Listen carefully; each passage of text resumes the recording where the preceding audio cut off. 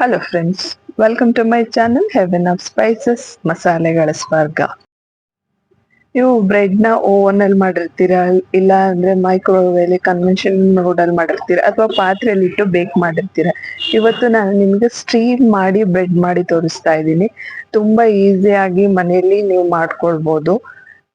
ಬನ್ನಿ ಹಾಗಿದ್ರೆ ಶುರು ಮಾಡೋಣ. ಇಲ್ಲಿ ನಾನು 4 ಮೊಟ್ಟೆ ತಗೊಂಡಿದ್ದೀನಿ. ಅದಕ್ಕೆ 4 ಮೊಟ್ಟೆಗಳನ್ನ ಒಡೆದು ಹಾಕೊಳ್ತಾ ಇದ್ದೀನಿ. ಅದರಲ್ಲಿ ಒಂದು ಮೊಟ್ಟೆದು ಎಲ್ಲೋ ಭಾಗನ ತೆಗೆದು ಸಪ್ರೇಟ್ ಆಗಿ ಇಟ್ಕೊಳ್ತೀನಿ, ನನಗೆ ಆಮೇಲೆ ಯೂಸಿಗೆ ಬೇಕು ಅಂತ. ಈಗ ಇದಕ್ಕೆ 30 ಗ್ರಾಮ್ನಷ್ಟು ಸಕ್ಕರೆ ಹಾಕೊಂಡಿದ್ದೀನಿ, ಅಥವಾ ಒಂದು 3 ಟೇಬಲ್ ಸ್ಪೂನ್ ಲೆಕ್ಕಕ್ಕೆ ನೀವು ಇಟ್ಕೊಳ್ಬೋದು. ಹಾಗೆ ಒಂದು ಸಣ್ಣ ಟೀ ಕುಡಿಯೋ ಕಪ್ಪಿಂದ 3/4 ಕಪ್ನಷ್ಟು ನಾನು ಇದಕ್ಕೆ ಕುಕಿಂಗ್ ಆಯಿಲ್ ಹಾಕೊಂಡಿದ್ದೀನಿ. ನೀವು ಯಾವ್ದು ಅಡಿಗೆಯಲ್ಲಿ ಮನೇಲಿ ಉಪಯೋಗಿಸ್ತೀರಾ ಅದನ್ನ ಹಾಕೊಳ್ಳಿ. ಬಟ್ ಸಾಸಿವೆ ಎಣ್ಣೆ ಈ ತರದ ಎಣ್ಣೆ ಹಾಕೋಬೇಡಿ, ಸ್ಮೆಲ್ ಇರೋಂಥ ಯಾವ ಎಣ್ಣೆನೂ ಉಪಯೋಗಿಸ್ಬೇಡಿ. ಇಲ್ಲಿ ನಾನು 3 ಗ್ರಾಮ್ನಷ್ಟು ಈಸ್ಟ್ ಹಾಕೊಂಡಿದ್ದೀನಿ. ಇದು ಆಕ್ಟಿವೇಟೆಡ್ ಈಸ್ಟ್ ಆಗಿರೋದ್ರಿಂದ ಡೈರೆಕ್ಟ್ ಆಗಿ ಹಾಕೊಂಡಿದ್ದೀನಿ. ಅಕಸ್ಮಾತ್ ನೀವೇನಾದ್ರು ಬೇರೆ ಈಸ್ಟ್ ತಗೊಂಡಿದ್ರೆ ಸ್ವಲ್ಪ ಹೊತ್ತು ನೀರಲ್ಲಿ ಒಂದು 10 ನಿಮಿಷ ನೆನೆಸಿಟ್ಬಿಟ್ಟು ಆಮೇಲೆ ತಗೊಳ್ಳಿ. ಇಲ್ಲಿ 300 ಗ್ರಾಮ್ನಷ್ಟು ನಾನು ಇದಕ್ಕೆ ಮೈದಾ ಹಾಕೊಳ್ತಾ ಇದ್ದೀನಿ. ನೀವು ಬೇಕು ಅಂದ್ರೆ ಗೋಧಿ ಹಿಟ್ಟನ್ನು ಯೂಸ್ ಮಾಡ್ಬೋದು. ಇದಕ್ಕೆ ಮತ್ತೆ ನೀರು, ಹಾಲು ಇದ್ಯಾವ್ದ್ರ ಅವಶ್ಯಕತೆನೂ ಬೀಳಲ್ಲ. ಎಳಿರೋ ಮೆಜರ್ಮೆಂಟಿಗೆ ಕರೆಕ್ಟ್ ಆಗಿ ಹಾಕೊಂಡ್ರೆ ಇಷ್ಟು ಕರೆಕ್ಟ್ ಆಗಿ ಆಗುತ್ತೆ. ಈಗ ಹಿಟ್ಟನ್ನ ಕಲ್ಸ್ಕೊಂಡು ರೆಡಿ ಮಾಡ್ಕೊಳ್ಳೋಣ. ನೀವು ಬೇಕು ಅಂದ್ರೆ ಇದಕ್ಕೆ ಒಂದು ಚಿಟಿಕೆ ಉಪ್ಪು ಕೂಡ ಹಾಕ್ಬೋದು, ಬಟ್ ನಾನು ಇದಕ್ಕೆ ಹಾಕಿಲ್ಲ. ಈ ಹಿಟ್ಟನ್ನ ತುಂಬಾ ಚೆನ್ನಾಗಿ ಕಲಿಸ್ಕೊಳ್ಳೋಣ. ನಾನು ಹೇಳಿದ್ನಲ್ಲ, ಇದಕ್ಕೆ ನೀರಿನ ಅವಶ್ಯಕತೆ ಆಗ್ಲಿ ಹಾಲಿನ ಅವಶ್ಯಕತೆ ಆಗ್ಲಿ ಬೀಳಲ್ಲ. ಇಷ್ಟಕ್ಕೆ ಇದು ಕರೆಕ್ಟ್ ಆಗುತ್ತೆ. ನಾನಿಲ್ಲಿ ಸಕ್ಕರೆನ ಹಾಗೆ ಉಪಯೋಗಿಸಿದ್ದೀನಿ, ನೀವು ಪೌಡ್ರ್ ಮಾಡಿ ಉಪಯೋಗಿಸಿ. ಇಲ್ಲಾಂದ್ರೆ ಸ್ವಲ್ಪ ಸಕ್ಕರೆ ಹರಳು ಬರುತ್ತೆ. ನೋಡಿ, ಚೆನ್ನಾಗಿ ನಾದ್ಕೊಳ್ಬೇಕು. ಎಷ್ಟು ಚೆನ್ನಾಗಿ ನಾದ್ಕೊಳ್ಬೇಕು ಅಂದ್ರೆ ಆ ಹಿಟ್ಟನ್ನ ಎಳೆದ್ರೆ ಅದು ಒಳಗೆ ಗ್ಲೌಸ್ ತರ ಆಗ್ಬೇಕು. ಅಷ್ಟು ಸಾಫ್ಟ್ ಆಗಿ ಕ್ಲೀನ್ ಆಗಿ ಸ್ಟ್ರೆಚ್ ಆಗ್ಬೇಕು. ಅಷ್ಟುವರೆಗೂ ನೀವು ನಾದ್ಕೊಳ್ಬೇಕು. ಕನಿಷ್ಠ ಪಕ್ಷ ಅಂದ್ರೆ 10-15 ನಿಮಿಷ ಚೆನ್ನಾಗಿ ನಾದ್ಕೊಳ್ಬೇಕು. ಅವಾಗ ನಿಮ್ ಹಿಟ್ಟು ಒಳ್ಳೆ ಹದಕ್ಕೆ ಬರುತ್ತೆ. ಈ ರೀತಿ ಸ್ಟ್ರೆಚ್ ಮಾಡಿ ನೀವು ಹಿಟ್ಟನ್ನ ತುಂಬಾ ಚೆನ್ನಾಗಿ ನಾದ್ಕೊಳ್ಬೇಕು. ನೀವು ಹಿಟ್ಟು ಸರಿಯಾಗಿ ನಾದ್ಕೊಂಡಿಲ್ಲ ಅಂದ್ರೆ ನಿಮ್ ಬ್ರೆಡ್ ಸರಿಯಾಗಿ ಬರಲ್ಲ. ಈ ರೀತಿ ಒಂದು ಅಗಲ ಆಗಿರೋಂಥ ಮೋಲ್ಡ್ಗೆ ಒಂದು ಬಟರ್ ಪೇಪರ್ ಹಾಕೊಂಡು ಕೆಳಗಡೆ ಒಂದ್ ಸ್ವಲ್ಪ ಎಳ್ಳು ಹಾಕೊಳ್ಳೋಣ. ಕಪ್ಪು ವೈಟು ಯಾವ್ದಾದ್ರು ನೀವು ಹಾಕೊಳ್ಬೋದು. ರೆಡಿ ಮಾಡಿ ಇಟ್ಕೊಳ್ಳೋಣ ಮೋಲ್ಡ್.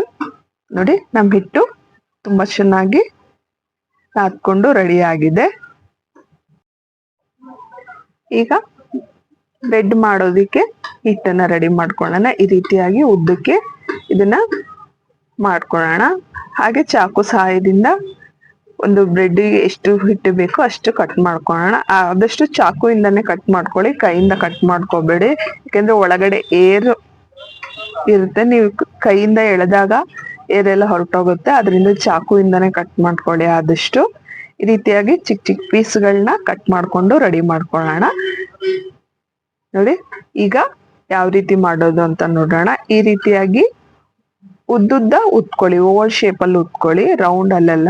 ಈ ರೀತಿ ಉತ್ಕೊಂಡಾಗಿದ ನಂತರ ಇದನ್ನ ಸುತ್ಕೊಳ್ಳೋಣ. ತುಂಬಾ ತೆಳ್ಳಗ್ ಉದ್ದೋದ್ ಬೇಡ, ಚಪಾತಿ ತರ ತುಂಬಾ ತೆಳ್ಳಗ್ ಉದ್ದೋದ್ ಬೇಡ, ತುಂಬಾ ದಪ್ಪನೂ ಇರೋದ್ ಬೇಡ. ಮೀಡಿಯಂ ಸೈಜ್ ಅಲ್ಲಿ ಉತ್ಕೊಳ್ಳಿ. ಉತ್ಕೊಂಡಾಗಿದ ನಂತರ ಇದನ್ನ ಫೋಲ್ಡ್ ಮಾಡ್ಕೊಳ್ಬೇಕು. ಈ ರೀತಿಯಾಗಿ ರೌಂಡ್ ಆಗಿ ಸುತ್ಕೊಳ್ಳಿ. ಈ ರೀತಿಯಾಗಿ ಸುತ್ಕೊಂಡ ನಂತರ ಇದನ್ನ ತುಂಬಾ ಪ್ರೆಸ್ ಎಲ್ಲ ಮಾಡಬಾರ್ದು, ಹಗುರ ಕೈಯಿಂದನೇ ಸುತ್ಕೊಳ್ಳಿ. ಈ ರೀತಿಯಾಗಿ ಮಧ್ಯದಲ್ಲಿ ಕಟ್ ಮಾಡೋಣ. ಈಗ ತಳದ ಭಾಗಕ್ಕೆ ಸ್ವಲ್ಪ ಜೇನುತುಪ್ಪ ಸವರಿ ಅವಾಗ್ಲೇ ರೆಡಿ ಮಾಡ್ಕೊಂಡಿದ್ವಲ್ಲ ಆ ಮೋಲ್ಡ್ ಅಲ್ಲಿ ಇಟ್ಕೊಳ್ಳೋಣ. ಜೇನುತುಪ್ಪ ಹಚ್ಚೋ ಉದ್ದೇಶ ಇಷ್ಟೇ, ಅದು ಸ್ಟಿಕ್ ಆಗ್ಲಿ ನಿಂತ್ಕೊಳ್ಳಿ ಅಂತ ಅಷ್ಟೇ. ಇದೇ ರೀತಿಯಾಗಿ ಎಲ್ಲದನ್ನು ರೆಡಿ ಮಾಡ್ಕೊಳ್ಳೋಣ. ಎಲ್ಲ ಹಿಟ್ಟಿಂದು ನೋಡಿ, ಎಲ್ಲ ರೆಡಿ ಮಾಡ್ಕೊಂಡಾಗಿದೆ. ಇದನ್ನ ಕವರ್ ಮಾಡಿ ಒಂದ್ 45 ನಿಮಿಷ ಹೀಗೆ ಬಿಡೋಣ, ಅಥವಾ ಸೈಜ್ ಅಲ್ಲಿ ಡಬಲ್ ಆಗ್ಬೇಕು ಅಷ್ಟೊತ್ತು ಬಿಟ್ಕೊಳ್ಳೋಣ. ಒಂದು ಬಿಸಿನೀರು ಉಗುರು ಬೆಚ್ಚಗಿರೋ ನೀರಿನ ಪಾತ್ರೆ ಒಳಗಡೆ ಇದನ್ನ ಕವರ್ ಮಾಡಿ ಇಟ್ಬಿಡಿ. ಅವಾಗ ಸೈಜ್ ಅಲ್ಲಿ ಸ್ವಲ್ಪ ಜಾಸ್ತಿ ಆಗುತ್ತೆ. ಆಮೇಲೆ ಇದನ್ನ ಸ್ಟೀಮ್ ಮಾಡಕ್ ಇಡ್ಬೋದು. ನೋಡಿ, ಸ್ಟೀಮ್ ಮಾಡೋದಕ್ಕೆ ನಾನು ಕುಕ್ಕರ್ ತಗೊಂಡಿದ್ದೀನಿ, ನೀವು ಯಾವ ಪಾತ್ರೆ ಬೇಕಾದ್ರೂ ತಗೊಳ್ಬೋದು. ನೋಡಿ, ಅವಾಗ ಇಟ್ಟಿದ್ಕು ಈಗ ಇದ್ಕು ಸೈಜು ಜಾಸ್ತಿ ಆಗಿದೆ, ದೊಡ್ಡದಾಗಿದೆ, ಗೊತ್ತಾಗ್ತಾ ಇದೆ ನಿಮ್ಗೆ. ಈಗ ಇದನ್ನ ಸ್ಟೀಮಿಗೆ ಇಟ್ಕೊಳ್ಳೋಣ. ನೋಡಿ, ಎಷ್ಟು ಚೆನ್ನಾಗಿ ಕಾಣಿಸ್ತಾ ಇದೆ. ಈಗ ಅವಾಗ್ಲೇ ಏನು ಎಲ್ಲೋ ಭಾಗ ಸ್ವಲ್ಪ ತೆಗ್ದಿಟ್ಕೊಂಡಿದ್ವಲ್ಲ ಇದ್ದು, ಅದನ್ನ ಇದ್ರ ಮೇಲೆ ಚೆನ್ನಾಗಿ ಅಪ್ಲೈ ಮಾಡ್ಕೊಳ್ಳೋಣ. ಎಲ್ಲಿ ಮಿಸ್ ಆಗ್ಬಾರ್ದು. ಎಲ್ಲಾ ಬ್ರೆಡ್ಡಿಗೂ ಚೆನ್ನಾಗಿ ಈವನ್ ಆಗಿ ಅಪ್ಲೈ ಮಾಡ್ಕೊಳ್ಳೋಣ. ಅಪ್ಲೈ ಮಾಡ್ಕೊಂಡಾಗಿದ ನಂತರ ಏನು ನಾವು ನೀರ್ ಕಾಯಕ್ಕೆ ಇಟ್ಟಿದೀವಿ ಸ್ಟೀಮಿಗೆ, ಆ ಪಾತ್ರೆಯಲ್ಲಿ ನಾವ್ ಇದನ್ನ ಇಟ್ಕೊಳ್ಳೋಣ. ನಾವ್ ಇದನ್ನ ಬೇಕ್ ಮಾಡ್ಬೋದಾ ಅಂತ ನೀವು ಕೇಳೋದಿದ್ರೆ ಖಂಡಿತ ಮಾಡ್ಬೋದು. ನಾನು ನಿಮ್ಗೆ ಸ್ಟೀಮ್ ಮಾಡೋದ್ ತೋರಿಸ್ತಾ ಇದ್ದೀನಿ. ಕೆಳಗಡೆ ಒಂದ್ ಪಾತ್ರೆ ಇಟ್ಟು ಮೇಲ್ಗಡೆ ಒಂದ್ ಪಾತ್ರೆ ಇಟ್ಟಿದ್ದೀನಿ. ಇದು ಕುಕ್ಕರ್ ಬಾಕ್ಸ್ ಉಪಯೋಗಿಸಿದೀನಿ. ನಿಮ್ಗೆ ಯಾವ ರೀತಿ ಅನುಕೂಲ ಆಗುತ್ತೋ ಆ ರೀತಿಯಾಗಿ ಇಟ್ಕೊಂಡು ನೀವು ಇದನ್ನ ಸ್ಟೀಮ್ ಮಾಡ್ಕೋಬಹುದು, ಅಥವಾ ನಿಮ್ಮ ಮನೇಲಿ ಸ್ಟೀಮರ್ ಇದ್ರೆ ಅದನ್ನೇ ಉಪಯೋಗಿಸ್ಬೋದು. ನಾನು ಕುಕ್ಕರ್ ಮುಚ್ಚಳ ಮುಚ್ಚಿದ್ದೀನಿ, ಬಟ್ ವಿಜಿಲ್ ಹಾಕಿಲ್ಲ. ಅದ್ರ ಮೇಲ್ಗಡೆ ಒಂದು ಕಪ್ನ ಹಾಕಿದ್ದೀನಿ. ಒಂದು 45 ನಿಮಿಷ ಮೀಡಿಯಂ ಫ್ಲೇಮ್ ಅಲ್ಲಿ ಸ್ಟೀಮ್ ಮಾಡಿದ ನಂತರ ನೋಡಿ ನಮ್ ಬ್ರೆಡ್ ಎಷ್ಟು ಚೆನ್ನಾಗಿ ಬೇಕಾಗಿದೆ, ಎಷ್ಟು ಚೆನ್ನಾಗಿ ಕಲರ್ ಬಂದಿದೆ ನೋಡಿ, ಎಷ್ಟು ಸಾಫ್ಟ್ ಆಗಿದೆ. ಇದನ್ನ ಕಟ್ ಮಾಡಿ ಕೂಡ ತೋರಿಸ್ತೀನಿ. ಕೆಳಗಡೆ ಹಾಕಿರುವಂತ ಬಟರ್ ಪೇಪರ್ ನ ರಿಮೂವ್ ಮಾಡೋಣ. ಕೆಳಗಡೆ ನೋಡಿ ಎಷ್ಟು ಚೆನ್ನಾಗಿ ಎಳ್ಳೆಲ್ಲ ಅಂಟ್ಕೊಂಡಿದೆ. ಈಗ ಕಟ್ ಮಾಡಿ ತೋರಿಸ್ತೀನಿ. ನೋಡಿ ಎಷ್ಟು ಚೆನ್ನಾಗಿ ಲೇಯರ್ ಆಗಿ ಬಂದಿದೆ, ಸಾಫ್ಟ್ ಆಗಿ ಬಂದಿದೆ. ಖಂಡಿತ ಮನೇಲಿ ಟ್ರೈ ಮಾಡಿ ನೋಡಿ. ರೆಸಿಪಿ ಹೇಗ್ ಬಂತು ಅಂತ ತಿಳಿಸೋದನ್ನ ಮರಿಬೇಡಿ. ನನ್ನ ವಿಡಿಯೋ ನೋಡಿದಕ್ಕೆ ಧನ್ಯವಾದಗಳು.